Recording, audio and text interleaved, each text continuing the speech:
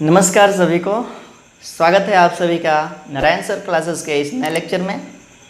आज का हमारा टॉपिक है कक्षा 12 का रसायन विज्ञान का पहला अध्याय जो है ठोस अवस्था यानी कि सॉलिड स्टेट। इस अध्याय का 3 भाग हम लोगों ने कंप्लीट कर लिया था। आज के सेशन में हम अगले भाग को पढ़ाएंगे और पिछले सेशन में जो हमने छोड़ा था उसी को हम आगे लेकर के कंटिन्यू करेंगे।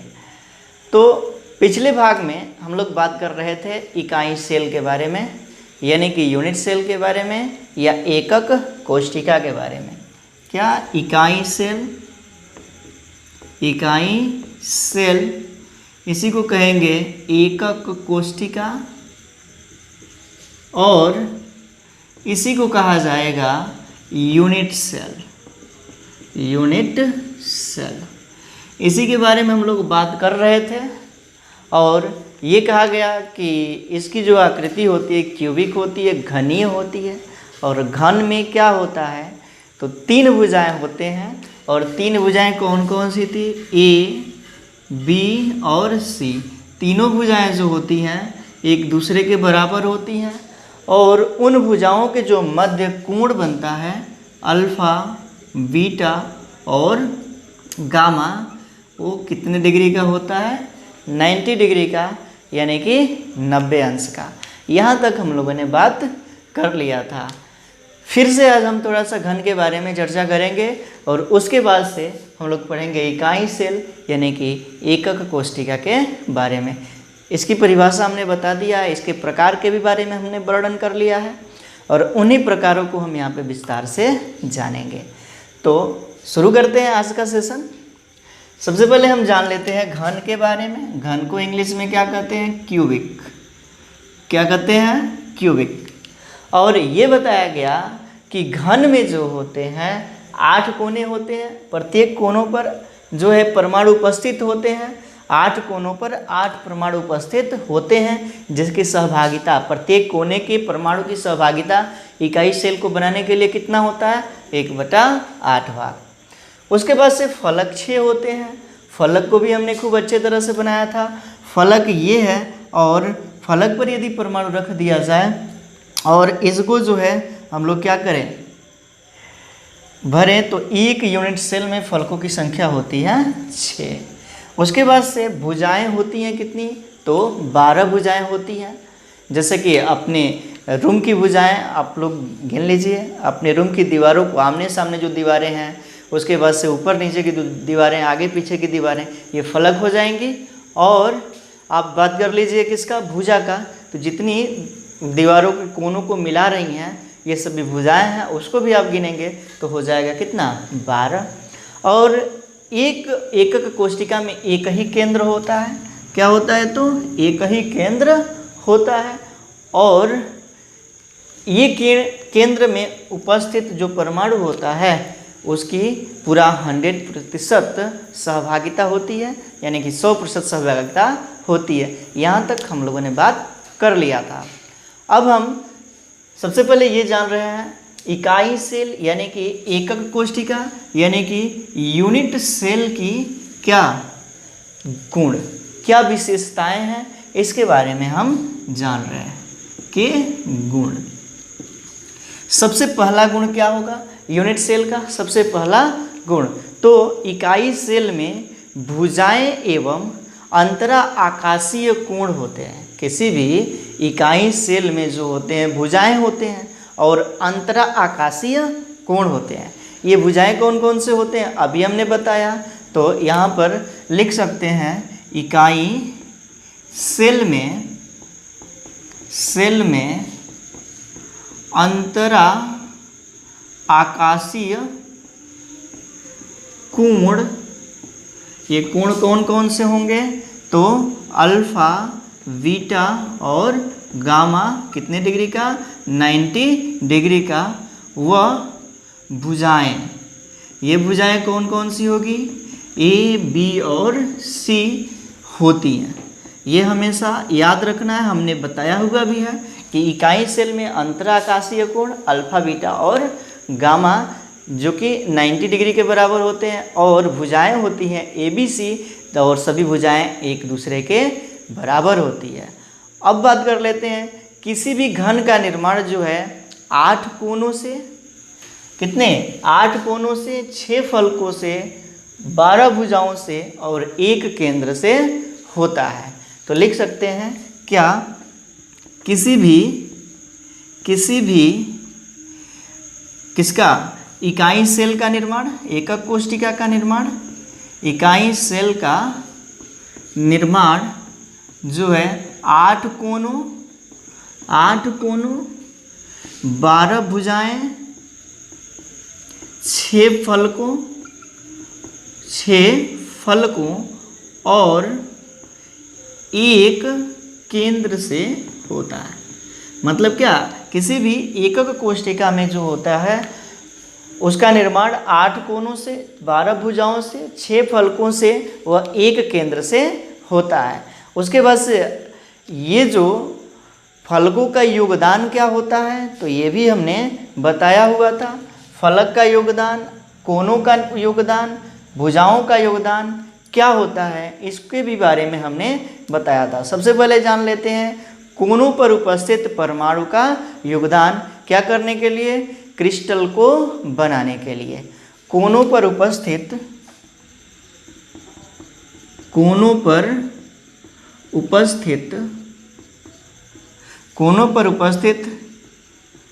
परमाणुओं का योगदान क्या करने के लिए, तो क्रिस्टल को बनाने के लिए कितना होता है, तो ये बताया गया था 1/8 का योगदान होता है। उसके बाद से फिर हम बात कर लेते हैं भुजाओं का योगदान। भुजाओं का उसी तरह से हम लिख लेंगे, भुजाओं का योगदान क्या करने के लिए, क्रिस्टल बनाने के लिए कितना होता है, तो बताया गया 1/4। भुजाओं का योगदान कितना होता है, तो 1/4 का योगदान होता है। उसके बाद से बात कर लेते हैं किसका, तो फलकों का योगदान। फलकों का योगदान कितना होता है, तो फलकों का जो योगदान होता है 1/2 का, क्रिस्टल को बनाने के लिए, यानी कि इकाई सेल को बनाने के लिए। और उसके बाद से क्या बच रहा है, केंद्र बच रहा है। तो केंद्र का योगदान कितना होता है, योगदान जो होता है वह पूरे 1 का होता है। ये बात हम पीछे भी बता चुके हैं, ठीक ना। तो क्या होगा यहाँ पे, इकाई सेल में अंतराकाशीय कोण जो होते हैं वो क्या, अल्फा, बीटा और गामा, जिसके मध्य 90 डिग्री का बनता है। और भुजाएं जो होती हैं A = B = C, यानी कि तीनों भुजाएं बराबर होती है। उसके बाद से किसी भी इकाई सेल का निर्माण 8 कोनों से, कोनों का योगदान 1/8 का होता है। 12 भुजाओं से, भुजाओं का योगदान 1/4 का होता है। 6 फलकों से, और इसका योगदान जो होता है क्या, 1/2 का, और 1 केंद्र से, और जिसका योगदान 1 का होता है। इतना हमने बात कर लिया था। फिर हम अब आगे बढ़ जाते हैं और उसके बारे में हम जानेंगे कि आगे क्या आने वाला है। तो यहाँ पे हम फिर से बनाएंगे क्या, तो एक घन को, यानी कि एकक कोष्ठिका को बना भी लिए हैं। यहाँ पे बनाया गया है, आप लोग फिर से दोबारा बनाइएगा। तो एकक कोष्ठिका को हम यहाँ पे बनाए हैं। तो देखिए, ये जो यहाँ पर फलक पर एक परमाणु उपस्थित है, ये वाली लाइन इससे मिल सकती है, और ये एक केंद्र है, ये जो है इस परमाणु से मिल सकता है। इसको हम बाहर निकाल करके लाएं तो इस तरह की संरचना हमें देखने को मिल सकती है। एक भुजा ये है, उसके बाद से एक भुजा ये है, और भुजाएं जो है बराबर होती है। मान लेते एक भुजा ये है और एक भुजा ये है। इसके सामने वाला, भुजा का सामने वाला क्या होता है, कर्ण ही होता है ना। क्या होता है, तो कर्ण होता है। अब हम इसको हम जानेंगे क्या, ये क्या है, तो फलक, ये वाली लाइन क्या है, तो फलक विकर्ण है। फलक विकर्ण। तो एक इकाई सेल में फलक विकर्ण की लंबाई हमें जानना है। क्या? फलक विकर्ण की लंबाई। एकदम आराम से हम लोग समझेंगे, ठीक ना, कोई भी हड़बड़ी नहीं है।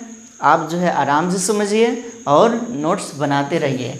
क्या? तो फलक विकर्ण की लंबाई हम निकालेंगे सबसे पहले। फलक विकर्ण की लंबाई, ये कर्ण कहिए या विकर्ण कहिए, पाइथागोरस प्रमेय हम यहाँ पे लगाएंगे। मैथमेटिक्स में आता है पाइथागोरस प्रमेय, और आप लोगों को फॉर्मूला पता होगा। कर्ण का स्क्वायर बराबर होता है क्या? कर्ण का स्क्वायर बराबर होता है लंब का स्क्वायर प्लस आधार का स्क्वायर। यही होता है ना। तो ये क्या है? एक लंब है और दूसरा आधार है। तो कर्ण का स्क्वायर बराबर होगा लंब का स्क्वायर प्लस आधार का स्क्वायर। तो ये कर्ण कह लिया जाए या फलक विकर्ण कर लिया जाए, बात एक ही है, फलक विकर्ण। और इसका स्क्वायर होगा फलक विकर्ण का स्क्वायर बराबर होता है लंब का स्क्वायर क्या है? तो ए का स्क्वायर और प्लस ए का स्क्वायर। यही है ना, बुझाएं? भुजा यही है, ए का स्क्वायर प्लस ए का स्क्वायर। फिर ये हो जाएगा क्या? 2a का स्क्वायर। अब इस स्क्वायर को हम हटाएंगे तो फलक विकर्ण बराबर क्या हो जाएगा? तो ये स्क्वायर को हटाते हैं तो ये हो जाएगा √2a। √2a हमें मिल गया क्या? तो फलक विकर्ण की लंबाई। फलक विकर्ण की लंबाई क्या मिल गया? तो √2a। फलक विकर्ण की लंबाई क्या मिल गया? तो √2a कर दिया जाए या a√2, बात एक ही है। फलक विकर्ण की लंबाई हमें मिल गया। अब देखिए यहाँ पे फिर हम आगे बढ़ जाते हैं थोड़ा सा। ये जो रेखा है, ये जो परमाणु है, यह केंद्र से होकर गुजरेगा। केंद्र से होकर के गुजरेगा तो हमें क्या मिलने वाला है उसको भी हम यहाँ पे देख लेते हैं। सबसे पहले इस पार्ट को हम लोग सीख गए, अब आगे मिटा करके हम आगे बढ़ जाते हैं। तो यहाँ से एक रेखा निकल रही है। अब हम इस रेखा को क्या कहेंगे? घन विकर्ण। क्या कहेंगे? घन विकर्ण। जो केंद्र से होकर के निकल रही है रेखा, इसको कहा जाएगा क्या? घन विकर्ण, यानी कि क्यूब डायगोनल। Cube diagonal. अब इसकी लंबाई हमें जानना है, घन विकर्ण की लंबाई। घन विकर्ण की क्या लंबाई क्या होगा? तो देखिए यहाँ पे ये भी ठीक उसी तरह से आ रहा है। इस तरह की संरचना ये हमें निकल रही है। ये केंद्र से होकर के लाइन जा रही है और ये भी क्या है? इसकी दूरी हमें पता हो गया, a√2 है। इसकी दूरी हमें पता हो गया है, क्या है? तो a है। उसके बाद से अब हमें इसको जानना है, तो यही क्या है? घन विकर्ण है। यही क्या है? घन विकर्ण है। फिर यहाँ पर लगाएंगे पाइथागोरस प्रमेय। क्या? तो कर्ण बराबर या विकर्ण बराबर होता है लंब का स्क्वायर। कर्ण का स्क्वायर बराबर होता है लंब का स्क्वायर और प्लस आधार का स्क्वायर। यही होता है। अब क्या है यहाँ पे? लंब को हम लोग ये कहे a का स्क्वायर और प्लस ये हो जाएगा a का स्क्वायर इंटू 2। यही होगा ना, ये हटाएंगे तो स्क्वायर को। अब जो है क्या होगा? कर्ण का स्क्वायर है, कर्ण का स्क्वायर बराबर हो जाएगा 3a का स्क्वायर। तो कर्ण बराबर हो जाएगा क्या? 3√3a। क्या हो जाएगा? तो √3a। ये हमें क्या मिल गया? घन विकर्ण की लंबाई मिल गया √3a। समझते रहिए, समझ में आया होगा। समझ में आया है तो आप कमेंट कीजिए कि यस समझ में आ गया है। अब जो है हम आगे बढ़ जाते हैं थोड़ा सा। घन विकर्ण की हमें लंबाई प्राप्त हो गई, फलक विकर्ण की लंबाई हमें प्राप्त हो गई। हम जानते हैं कि आयतन कितना होता है? आयतन जो होता है वह a क्यूब होता है। सभी का जो है उपयोग होने वाला है। आयतन को भी द्वारा प्रदर्शित करते हैं। और इसका सूत्र लगा लीजिए, घन सेमी या घन मीटर, कोई भी आप इकाई इसका ले सकते हैं। किसका? तो आयतन का। तो यहाँ पे हम लोग जान गए क्या? तो इकाई सेल में फलक विकर्ण की लंबाई कितना होता है? √2a। और घन विकर्ण की लंबाई कितना होता है? तो √3a। यहाँ तक बात समझ में आ गई? यहाँ तक बात समझ में आ गई, तब हम आगे बढ़ जाते हैं। अब हम पढ़ेंगे क्या? तो इकाई सेल यानी कि एकक कोष्ठिका। फिर से सब बातें हम मिटा देते हैं। इकाई सेल यानी कि एकक कोष्ठिका, सब बातें समझ में आ रहा है तो आप जो है कमेंट कीजिए कि हाँ सब कुछ क्लियर है। हाँ, तो अब हम जानेंगे क्या? इकाई सेल यानी कि एकक कोष्ठिका।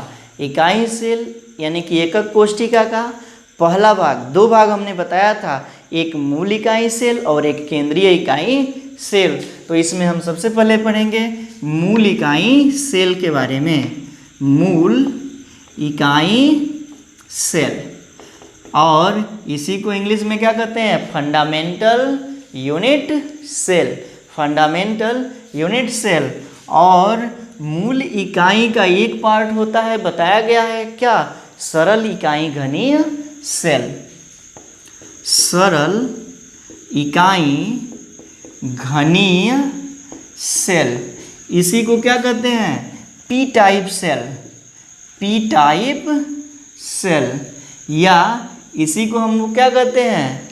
Simple cubic unit cell. Simple cubic unit cell, और इसी को शॉर्ट में बोला जाता है SCC। ये भी हम लोगों ने जाना था, और ये आप याद रखिए, इसका उपयोग बार बार आएगा। SCC का मतलब क्या होगा? सरल इकाई घनीय सेल। और इसकी भी संरचना क्या होती है? घन होता है। तो बना लेते हैं घन। सबसे पहले हम क्या बना लेते हैं? तो घन बना लेते हैं। एक हमने यहाँ पे बना लिया घन, जल्दी से यहाँ पे हम लोगों ने एक घन बना लिया। अब जो है क्या करेंगे? सभी कोनों को मिला देते हैं। हाँ, और सभी कोनों पर एक एक परमाणु रख देते हैं। सभी कोनों पर एक एक परमाणु रख देते हैं। हाँ, तो यहाँ पे हमने बना लिया एक क्या? SCC यानी कि सरल इकाई सेल। क्या? सरल इकाई सेल। बात करते हैं सरल इकाई सेल में क्या चीज़ होता है। तो सरल इकाई घनीय सेल के प्रत्येक कोनों पर क्या होते हैं? एक एक परमाणु उपस्थित होते हैं। सबसे पहली बात हम जानेंगे क्या? SCC के प्रत्येक कोनों पर एक एक परमाणु उपस्थित होते हैं। एक एक परमाणु उपस्थित होते हैं, ये हमेशा याद रखना है, कभी भी नहीं भूलना है। क्या? तो SCC के प्रत्येक कोनों पर कितने परमाणु होते हैं? तो एक एक परमाणु होते हैं। तब हम क्या निकालेंगे? प्रभावी परमाणुओं की संख्या, यानी कि Z का मान। ठीक ना? प्रभावी परमाणुओं की संख्या। तो हेडिंग बना लेंगे क्या? प्रभावी परमाणुओं की संख्या, यानी कि किसकी संख्या? Z की संख्या, या कह सकते हैं एकांक आयतन में परमाणुओं की संख्या। एकांक आयतन में उपस्थित परमाणुओं की संख्या। सबसे पहले ये जान लेते हैं क्या होता है। तो ये बताया गया है कि प्रत्येक कोनों पर एक एक परमाणु 8 कोने, और प्रत्येक कोना का योगदान कितना होता है? 1/8। और कोनों की संख्या कितनी है? 8, यानी कि परमाणुओं की संख्या कितनी हो जाएगी? 1। यानी कि Z का मान, प्रभावी परमाणुओं की संख्या का मान जो SCC में होता है वह 1 होता है। कितने परमाणु उपस्थित होते हैं एससीसी में, एससीसी के एकक कोष्टिका में? तो 1 होते हैं, क्योंकि केवल 8 ही कोनों से बना होता है और प्रत्येक कोना का योगदान 1/8 होता है, यानी कि परमाणुओं की संख्या कितनी हो जाएगी? 1 हो जाएगी। तो एससीसी में परमाणुओं की संख्या कितनी होगी? 1। समझ में आया?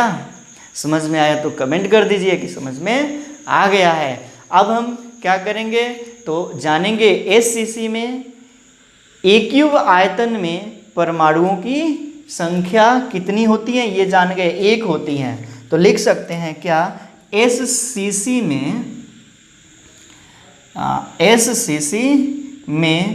क्या तो A³ आयतन में उपस्थित क्या चीज? तो प्रभावी परमाणुओं की संख्या Z का मान कितना होता है? तो 1 होता है। हम ये यहाँ पे इतना सीख गए। अब आगे हम जानते हैं क्या तो सरल इकाई घनीय सेल की परमाणु त्रिज्या। सरल इकाई घनीय सेल की क्या तो परमाणु त्रिज्या, यानी कि यहाँ पे हम लोग ये कर लेंगे एससीसी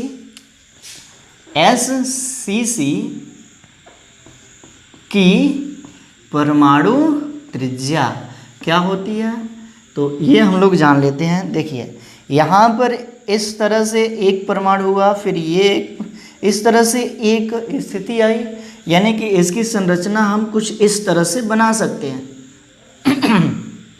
इसकी संरचना जो है कुछ इस तरह से हम बना सकते हैं। इसको हम केंद्र मान रहे हैं, ये भी केंद्र है, ये भी केंद्र, ये भी केंद्र है, और प्रत्येक कोनों पर हम परमाणु रख देते हैं। प्रत्येक कोनों पर क्या रख देते हैं तो परमाणु रख देते हैं। अब क्या है तो यहाँ से एक गोला से दूसरे गोले के बीच की जो दूरी होती है वो ये होता है। यही हम लोग जाने हैं कि एक गोले से दूसरे गोले के बीच की जो स्थिति होता है वो क्या होता है?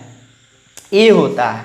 हम लोगों ने ये जाना कि ये गोला है और इसका अपना केंद्र होगा, और यहाँ से यहाँ यदि हम लोग चल के जाते हैं तो क्या होता है? उसकी त्रिज्या होती है, इसे हम r द्वारा प्रदर्शित करते हैं। यदि हम पूरे ये कर लें तो ये आधार हो जाएगा, यानी कि 2r हो जाएगा। ये आधार हो जाएगा यानी कि व्यास हो जाएगा, और 2r। तो परमाणु का व्यास जो होता है, परमाणु का यहाँ पे लिख लेते हैं, परमाणु का व्यास जो होता है वह होता है 2r। कितना होता है तो 2r होता है। और यहाँ पे r क्या है तो परमाणु की त्रिज्या है। परमाणु की त्रिज्या है, ये क्या है तो परमाणु त्रिज्या है। इसको आप क्लास 11th में भी पढ़े हैं और यहाँ पर भी पढ़िए। अब जो है आगे बढ़ जाते हैं। यहाँ पे हम देख लिए क्या, यहाँ से यहाँ तक की लंबाई क्या है? ए है, और ये जो है एक केंद्र है, ये एक आर हुआ और एक आर ये हुआ, यही ना। एक केंद्र को दूसरे केंद्र से मिलाने के लिए कितने आर की आवश्यकता हुई? 2r की, यानी कि 2r बराबर हो जाएगा क्या? a। 2r इक्वल टू कितना हो जाएगा? a। तो r इक्वल टू हो जाएगा a/2, यानी कि कहेंगे क्या तो एससीसी की परमाणु त्रिज्या कितनी होगी? a/2। a/2 a है क्या तो क्रिस्टल के भुजा की लंबाई है। इसको लिख सकते हैं क्रिस्टल के भुजा की लंबाई और बटे में 2।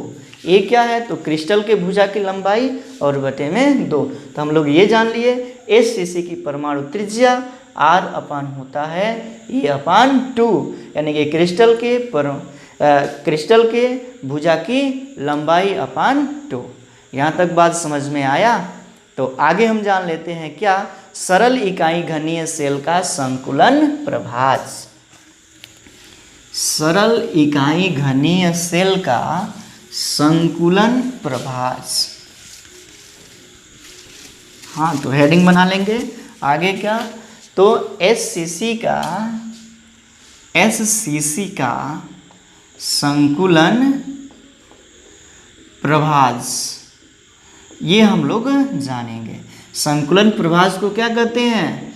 PE, यानी कि पैकिंग एफिशिएंसी। और P बराबर क्या होता है, क्या बताया गया?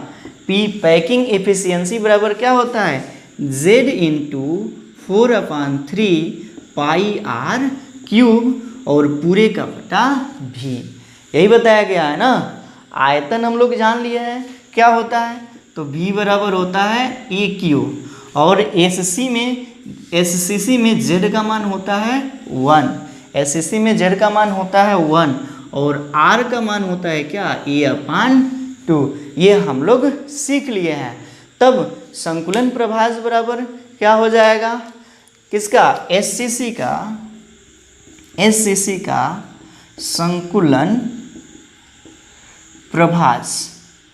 तो इसके बारे में हम लोग जाने हैं क्या? एकक सेल में परमाणुओं द्वारा घेरा गया कुल आयतन। एकक सेल में परमाणुओं द्वारा घेरा गया कुल आयतन और बटे में हो जाएगा एकक सेल का कुल आयतन। एकक सेल का कुल आयतन, यही होता है ना। एकक सेल में परमाणुओं द्वारा घेरा गया कुल आयतन बटे में होता है एकक सेल का आयतन। क्या? SCC का संकुलन प्रभाज यानी कि PE। अब तब हो जाएगा क्या? P बराबर Z का मान होता है 1, 4/3 पाई इंटू, इसको लिख सकते हैं A/2 का क्यूब, और बटे में B का मान लिख सकते हैं AQ, लिखा जा सकता है। फिर हम इस बात को आगे बढ़ाते हैं थोड़ा सा, तो ये हो जाएगा 4/3 पाई इंटू हो जाएगा AQ/8, और पूरे का बटा हो जाएगा क्या? AQ से AQ कैंसिल हो जाएगा, इसका मान आ जाएगा 2, 4 2 जा 8 इजकल टू हो जाएगा क्या? तो लिख सकते हैं इसका मान क्या हो जाएगा? तो पाई/6, और इसका मान यदि हम लोग निकालते हैं तो आता है 0.546, 0.546 जो है इसका मान आ जाता है। यदि इसी को हम प्रतिशत में निकालें, प्रतिशत, वही मान प्रतिशत में निकालेंगे तो 0.546 को 100 से मल्टीप्लाई करेंगे तो हो जाएगा कितना? 54.6%। तो कह सकते हैं कि SCC का संकुलन प्रभाज कितना हुआ? 54.6%। यानी कि एक SCC एकक कोशिका जो होती है पूरे परमाणुओं द्वारा कितने भाग से घिरी होती है? 54.6 से, यानी कि एकक कोशिका SCC एकक कोशिका परमाणुओं द्वारा घिरी होती है 54.6 से। अब हम बात करेंगे कि इसमें रिक्तियाँ क्या होगी। रिक्तियाँ यानी कि खाली स्थान, तो क्या करेंगे? 100 माइनस कर देंगे 54.6, तो आ जाएगा कितना? 100.56, तो आ जाएगा 47.4%। तो SCC में रिक्तियाँ कितनी होती हैं? तो 47.4%।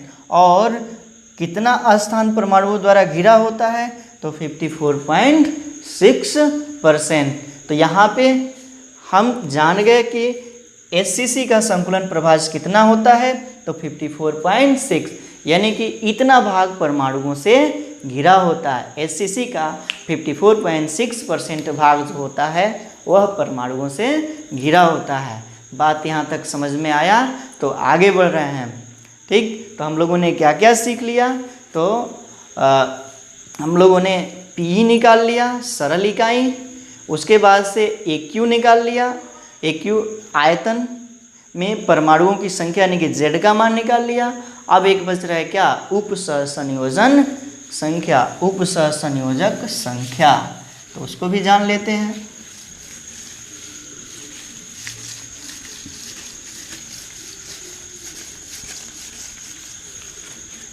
क्या जानेंगे? तो उपसह संयोजन संख्या किसका? तो SCC का। SCC यानी कि सरल इकाई घनीय सेल की उपसह संयोजन संख्या। SCC की उपसह संयोजन संख्या। बात समझ में आ रहा है तो वीडियो को लाइक कीजिए, कमेंट कीजिए और शेयर भी कीजिए। तो क्या निकालेंगे हम लोग? क्या? सरल इकाई घनीय सेल की उपसह संयोजक संख्या यानी कि कोऑर्डिनेशन नंबर। तो हम यहाँ पर एक घन बना लेते हैं। सबसे पहले एक घन बनाएंगे। सबसे पहले हम यहाँ पर एक घन बना लेते हैं। इसको इसके लाइन से मिलाते हैं। चलिए, और सभी पर एक एक परमाणु हम सभी कोनों पर रख लेते हैं। सभी कोनों पर एक एक परमाणु रख लेते हैं। बताया गया है कि क्रिस्टल ठोस में एक क्रिस्टल को, एक कण को जितने कण टच करते हैं उन्हीं कणों की संख्या उसकी क्या कहलाती है? सहसंयोजक। हम लोग निकाल रहे हैं SCC की उपसह संयोजक संख्या। SCC की उपसह संयोजक संख्या। तो इस चित्र पर ध्यान दीजिए। हम लोगों ने हमने यहाँ पे एक बनाया हुआ है घन, और घन के 8 कोने होते हैं। 1 2 3 4 5 6 7 और 8 कोने होते हैं। थोड़ी एक कोना का जो योगदान होता है एक ही घन के लिए थोड़े नहीं होता है, एक ही सेल के लिए थोड़े नहीं होता है, ऐसी कई सेलों के लिए होता है। तो इससे हम लोग अनुमान लगाएंगे कि क्या SCC की उपसह संयोजन संख्या कितनी होती है। तो बात कर लेते हैं इसकी, इस परमाणु की। तो यह परमाणु जो है इसको एक ये परमाणु टच कर रहा है, दूसरा ये कर रहा है 2, एक ये कर रहा है 3, और फिर ये कर रहा है 4, एक ये 5 और एक ये 6।